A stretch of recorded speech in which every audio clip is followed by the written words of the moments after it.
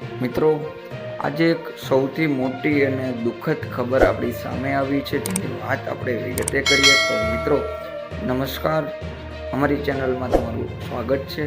મિત્રો, અત્યારે સૌથી મોટી અને એક દુઃખદ ખબર સામે આવી રહી છે, જેના વિશે આપણે હવે વિગતે વાત કરીશું. કારણ કે આ દુઃખદ ખબર આશારામને મળવા નારાયણ સાંઈને જામીન દુષ્કર્મના કેસમાં સુરત જેલમાં બંધ નારાયણ સાંઈ તેના પિતા આશારામને મળવા જોધપુર જેલમાં જશે. પિતાને મળવા માટે ગુજરાત હાઈકોર્ટે નારાયણ સાંઈને જામીન આપ્યા છે.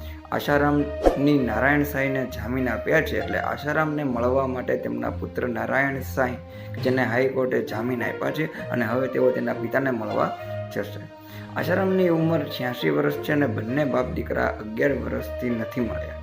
કોર્ટના આદેશ પ્રમાણે પોલીસ જપ્તામાં નારાયણ સાંઈ ફ્લાઇટથી જોધપુર જશે, જ્યાં 4 કલાક તેના પિતા આશારામને મળી શકશે.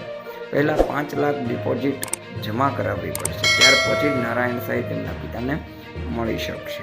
મિત્રો, આ થઈ વાત આશારામ બાપુને લઈને આજે માહિતી સામે આવી છે જેના વિશે આપણે વાત કરી છે. મિત્રો, આવી જ માહિતી હંમેશ આપણી ચેનલ પર પ્રસારિત થતી હોય છે.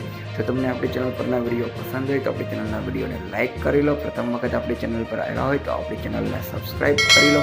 નોટિફિકેશન બેલ આઇકોનને પ્રેસ કરી દો. સાથે જ તમારા મિત્રો સુધી આપણી ચેનલના વિડીયોને શેર કરી આપો, જેથી કરીને તેઓને પણ આપણી ચેનલ પર પ્રસારિત થતા આવા જ અવનવા વિડીયોનો આનંદ મળતો રહે. જય હિન્દ, જય ભારત.